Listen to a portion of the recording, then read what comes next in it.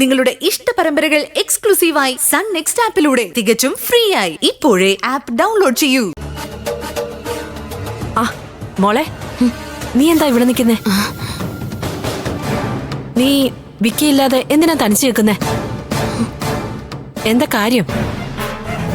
രണ്ടും കൂടി എന്തേലും വഴക്ക് കൂടിയോ? അല്ല, പതിവില്ലാത്തൊരു നിപ്പ്. ഒന്നുമില്ല കുഞ്ഞമ്മേ, വെറുതെ കാറ്റുകൊള്ളാന്ന് ചിറങ്ങിയതാ. ചെറിയൊരു തുമ്മല്. അതാ ഞാൻ മുറിക്ക് പുറത്തിറങ്ങി നിക്കാന്ന് കരുതിയേ. നേരെ ഇത്ര ആയില്ലേ മോളെ, പോയി കിടന്ന് ഉറങ്ങ്. മോളെ, വെറുതെ എന്തിനാ ഇവിടെ നിന്ന് ഉറക്കം കളയുന്നേ? പോയി കിടന്ന് ഉറങ്ങ്. ഞാൻ കുറച്ചു നേരം കൂടി ഇവിടെ നിന്നിട്ട് പൊയ്ക്കോളാം. എന്റെ ബോഡിയും മൈൻഡും ഒക്കെ ഒന്ന് റീഫ്രഷ് ആയിക്കോട്ടെ. അപ്പൊ അത് തന്നെയാ കാര്യം. എന്റെ ഊഹം തെറ്റിയില്ല. രണ്ടും കൂടി പിണങ്ങിയല്ലേ? തോന്നി. അഞ്ജലി, ഈ പിണക്കങ്ങളൊക്കെ നമ്മുടെയൊക്കെ ജീവിതത്തില് സാധാരണ അല്ലേ? ചെറിയ ചെറിയ കാരണങ്ങളാണെങ്കിൽ അതങ്ങ് വിട്ടേക്കണം.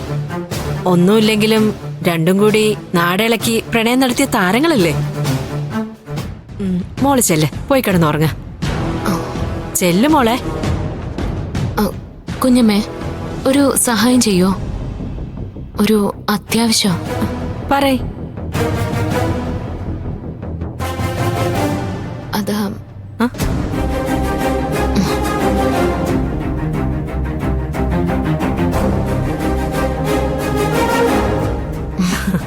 ഇത്രയുള്ളൂ കാര്യം.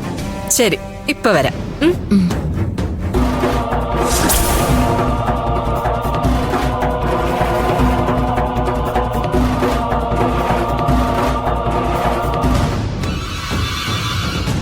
രണ്ടുപേരും കൂടി കല്ലേറ് കിട്ടിയതുപോലെ കയറും പൊട്ടിച്ച് പായുന്നുണ്ടല്ലോ.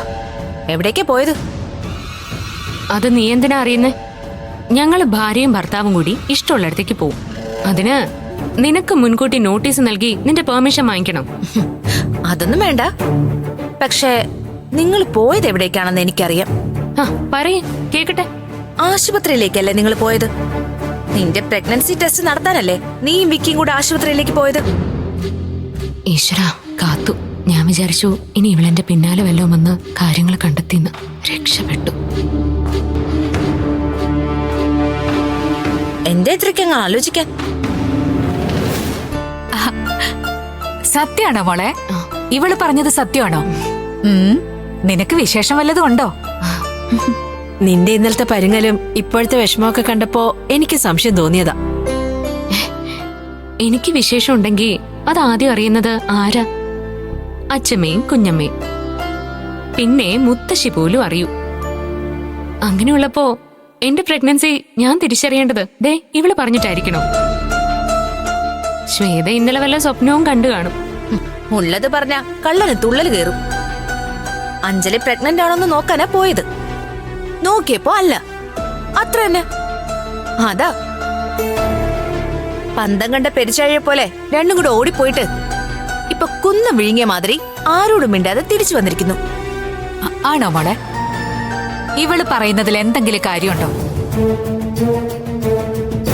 അതോ ഇവളുടെ തോന്നൽ വിളിച്ചു പറയാണോ? എനിക്കറിയില്ല. കള്ളം കള്ളം അഞ്ജലി പറയുന്ന. പേടിച്ചിട്ട് സത്യം പറയാതെ നിൽക്കുക അവള്. കാരണം ഇത് സത്യമായാലേ അഞ്ജലി അങ്കിളിന് കൊടുത്ത വാക്കേ ജലരേഖ പോലെ ആയില്ലേ? ഇത് പണ്ടാരോണ്ട് പറഞ്ഞതുപോലെ ആയല്ലോ. എടി ശ്വേതേ, ഇനി നീ പറയുന്നത് പോലെ അഞ്ജലി പ്രഗ്നന്റ് ആയെന്ന് തന്നെ ഇരിക്കട്ടെ. അതിനെന്താ കുഴപ്പം? നിന്റെ കെട്ടിയനോ അതോ നിന്റെ മാമിയുടെ മോനൊന്നും അല്ലല്ലോ അതിന് ഉത്തരവാദി. അത് അഞ്ജലിയുടെ കഴുത്തിൽ താലി കെട്ടിയ വിക്കി തന്നെയല്ലേ അതിന് ഉത്തരവാദി. പിന്നെ നിനക്ക് എന്താടി ഇത്ര സൂക്കേട്? ദേ, ചുമ്മാ കുറെ നാളെ നീ വെറുപ്പിക്കുന്നു. ഇനി കുറച്ചൊക്കെ ഒന്ന് കുറയ്ക്കേ.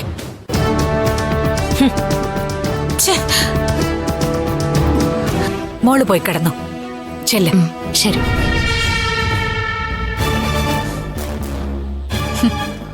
ഇന്നത്തേക്കുള്ളത് വയറു നിറച്ച് ജലജ തന്നില്ലേ? ഇനിയും വേണോ? പോയി കിടന്നുറങ്ങടി.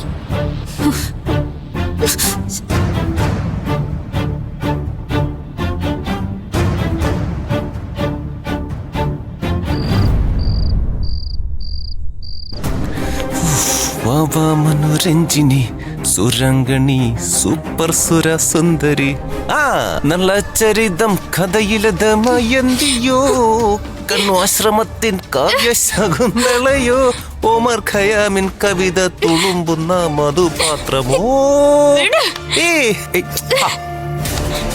അഞ്ജലി, നീ എന്തിനാ എന്നെ ഇങ്ങനെ ഭയപ്പെടുന്നേ? തത്വത്തിൽ ഞാൻ അപരനാണെങ്കിലും ഫിസിക്കലി ഞാൻ നിന്റെ വിക്കി തന്നെയല്ലേ? ഇനി മുതൽ അങ്ങോട്ട് നീ മനസ്സിനെ പറഞ്ഞ് പഠിപ്പിക്കണം. ഈ അപരൻ അംഗീകരിക്കാൻ ഇല്ലെങ്കിൽ നിന്റെ വിക്കിയുടെ ഫിസിക്കൽ കണ്ടീഷൻ വളരെ മോശവും. അത് വേണ്ടെങ്കിൽ നീ എന്നെ അനുസരിച്ചേ മതിയാവൂ. പ്ലീസ് എന്നെ ഉപദ്രവിക്കരുത്.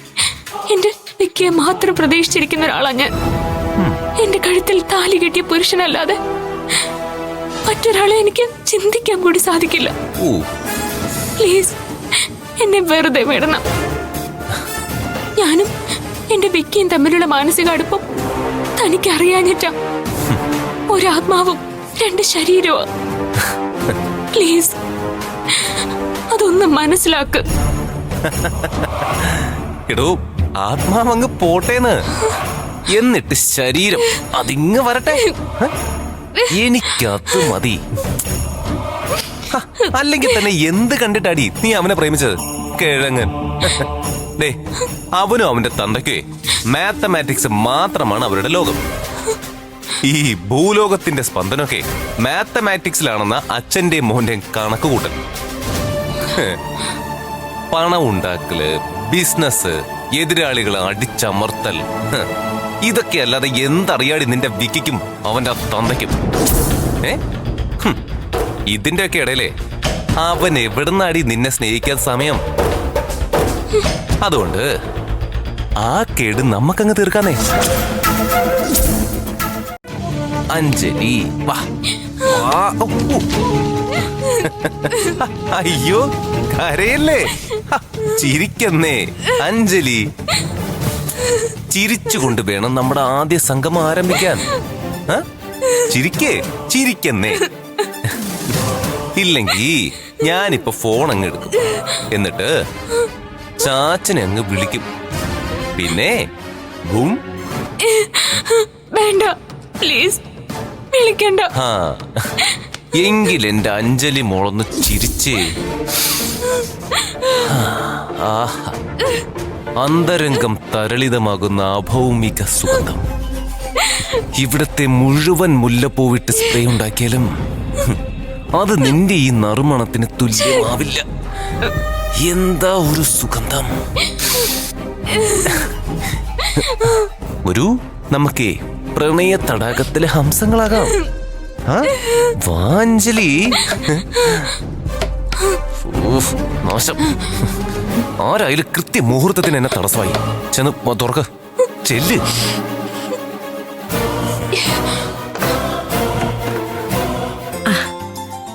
മോളിത് എടുക്കാൻ മറന്നുപോയി. അതാ ഞാൻ ഇങ്ങോട്ട് കൊണ്ടുവന്നേ. ശല്യായില്ലല്ലോ അല്ലേ? എന്നാ കിടന്നോ.